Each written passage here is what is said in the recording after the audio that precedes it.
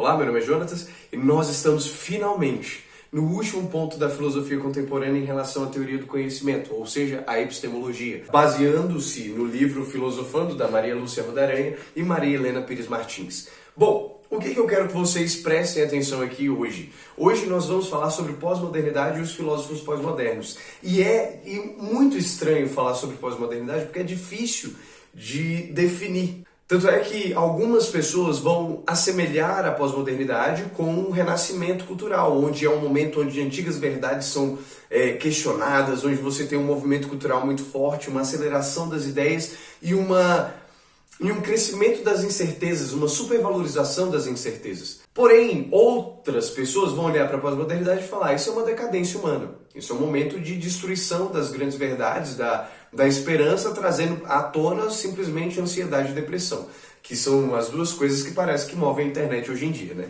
Ansiedade, depressão e também libido sexual. Mas para trabalharmos aqui, nós precisamos definir com uma certa segurança o que é pós-modernidade. Então vamos pegar a definição do professor Jair Ferreira dos Santos e colocar que pós-modernidade são todas as mudanças científicas, culturais e artísticas que acontecem a partir de 1950. Isso acarreta dois tipos de características importantes.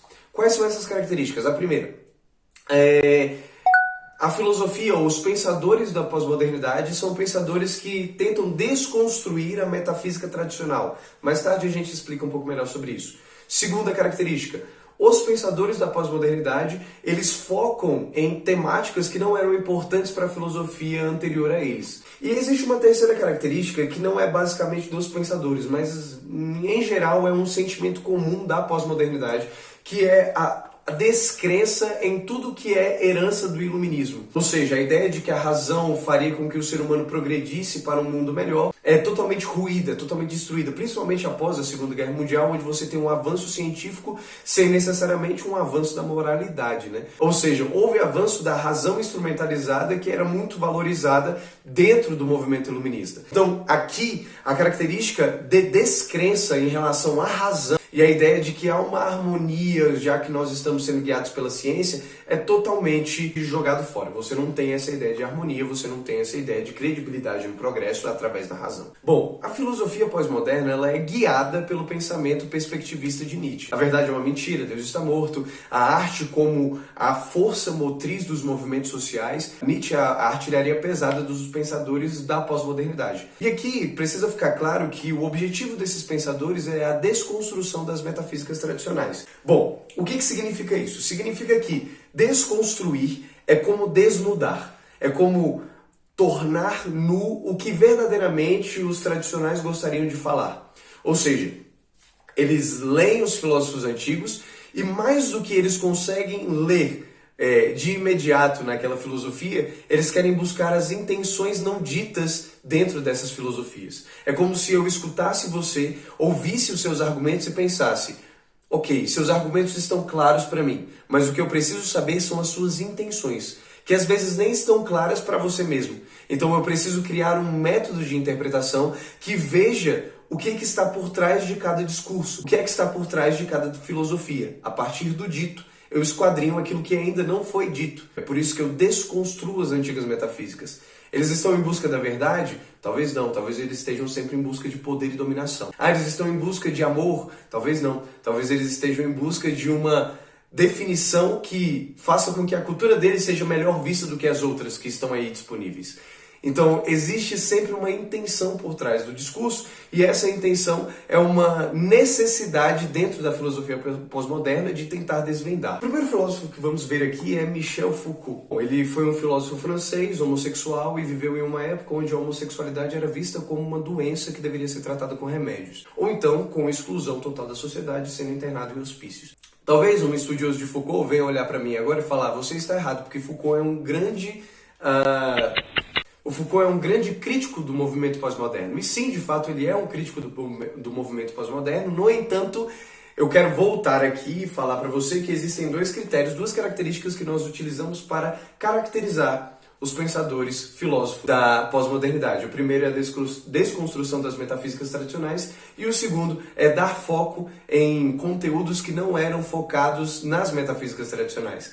E veja só, os 3 principais conteúdos ao qual Foucault se dedica durante a sua vida é sexualidade, loucura e disciplina. 3 conteúdos que não são normalmente vistos na metafísica tradicional. Mas uma coisa que é muito importante ser vista é que esses três pilares, eles eram investigados a partir de 2 métodos muito importantes para Foucault. O primeiro método seria o método arqueológico, que seria um método histórico por excelência, e o método genealógico, que seria um método filosófico nietzschiano por excelência. O método arqueológico, ele seria um método que busca a história da origem de uma coisa. Você escava e a partir daquelas evidências você cria uma história. O método genealógico, ele já é um método que busca por aquilo que está por trás daquela história. Se eu encontro a história original, eu também posso encontrar as intenções a partir de uma genealogia, montando uma gênesis daquilo que dá origem àquela história. Enquanto um movimento é histórico-científico, outro é filosófico, de pensamento hermenêutico, essencialmente. Tendo isso em base, nós temos pelo menos o mínimo para conseguir encarar algumas interpretações Foucaultianas. Por exemplo, a ideia dele de pesquisar a respeito da loucura era basicamente por entender que no século XX a psiquiatria não estava se importando em estudar o louco. Ele queria mais disciplinar o louco, ou seja, você pega pessoas que são de padrões desviantes psíquicos e coloca dentro de um mesmo local, onde você pode realizar alguns testes e algumas espécies de tratamentos, e nesses testes e tratamentos o que você visa é a disciplina daqueles corpos e daquelas mentes, e não necessariamente de uma cura, ou pelo menos de um estudo aprofundado para entender o que aquilo é. Então, o louco ali é visto como um padrão desviante que precisa ser contido. E para Foucault, esse padrão desviante só precisou ser contido a partir da ascensão da burguesia no século 17 e 18. Ou seja, o burguês, ao criar um modo de trabalho no qual o proletariado precisa se enquadrar, ele também criou, assim, um método disciplinar que deveria ser expandido para toda a sociedade. Afinal, se você quer trabalhar, se sustentar na sua vida, você precisa se enquadrar em um certo rigor disciplinar, tanto emocional, quanto comportamental, quanto psiquicamente. Então, se você precisa se enquadrar nessa disciplina, é porque, em alguma medida, o trabalho que é oferecido pelo burguês molda a forma como nós devemos disciplinar a nossa sociedade, tornando os corpos das pessoas cada vez mais dóceis e cada vez pessoas mais disciplináveis, cada vez pessoas mais adestradas. Então, para Foucault, conter o louco é como conter os nossos conflitos de subjetividade e verdade.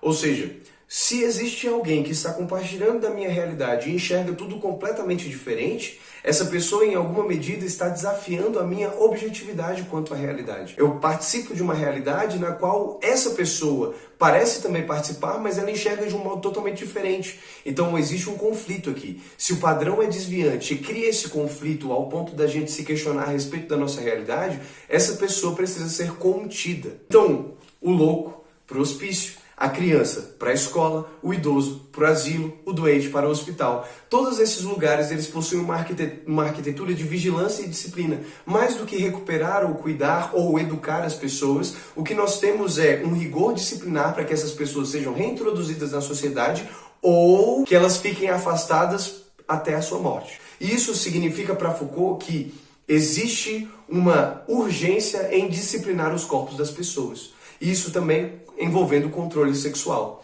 Por exemplo, para Foucault, a ideia de que a homossexualidade era uma doença que precisava ser tratada durante o século XX foi pautada por discursos profundamente biológicos envolvendo um viés de reprodução.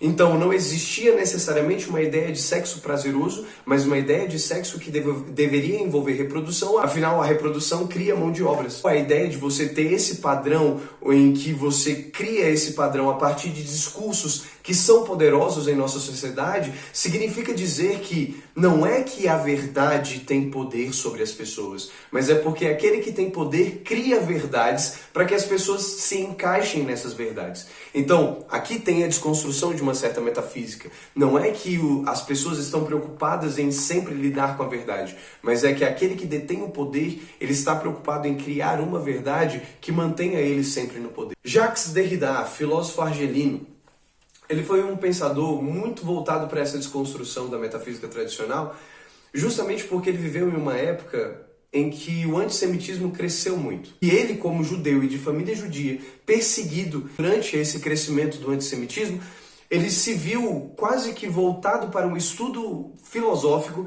de compreender como é que essa dicotomia se dá. De como essa separação entre nós e eles, entre alma e corpo, aconteceu durante toda a história da filosofia e como isso foi danoso, porque é esse tipo de dicotomia que cria os preconceitos. Isso na visão de Derrida, afinal. Porque, para ele, você criar essa dicotomia entre alma e corpo, você invariavelmente vai criar uma hierarquia também.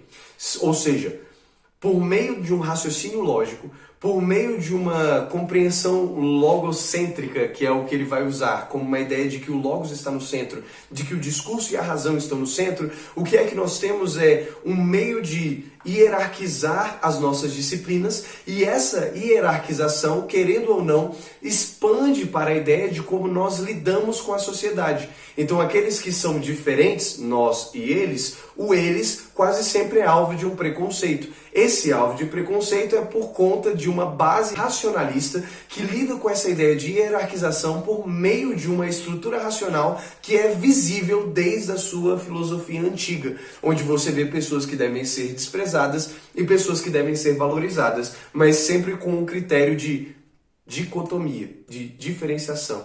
Nosso terceiro e último filósofo aqui é Deleuze, ou Gilles Deleuze. O que esse filósofo francês contribuiu para a forma epistemológica de vermos o mundo, a teoria do conhecimento na filosofia contemporânea?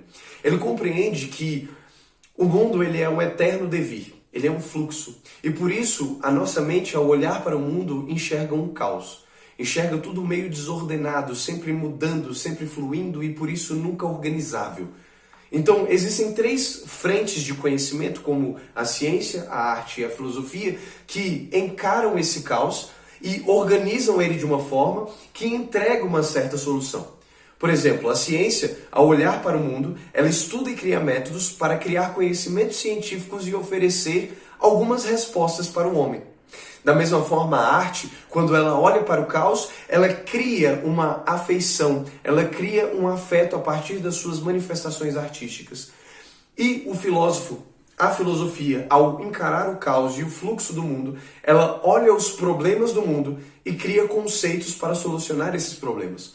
A questão aqui é que o mundo ele está sempre numa eterna transformação e essa eterna transformação torna os conceitos, os conhecimentos e as afeições antigas obsoletas.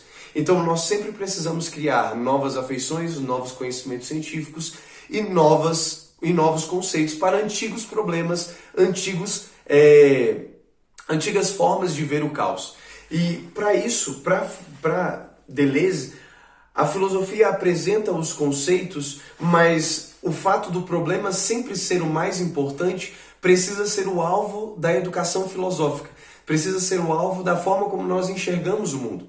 Porque os conceitos eles podem servir de respostas para um momento, mas o problema ele permanece. Ou seja, a pergunta ela sempre permanece. O que é importante não é a resposta, mas entender como essa pergunta me leva até um certo tipo de resposta. Se eu consigo compreender essa construção, eu tenho de fato um modo de encarar o caos que é o mundo.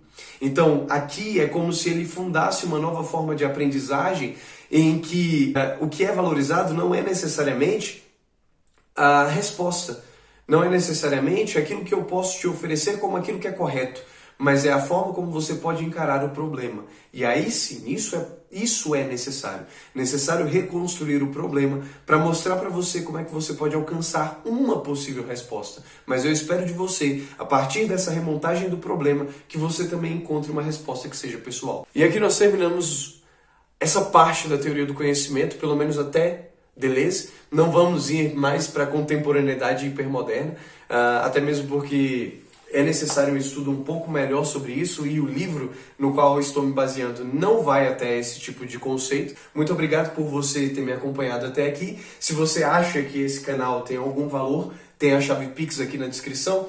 E muito obrigado por tudo. Fiquem com Deus, sejam felizes.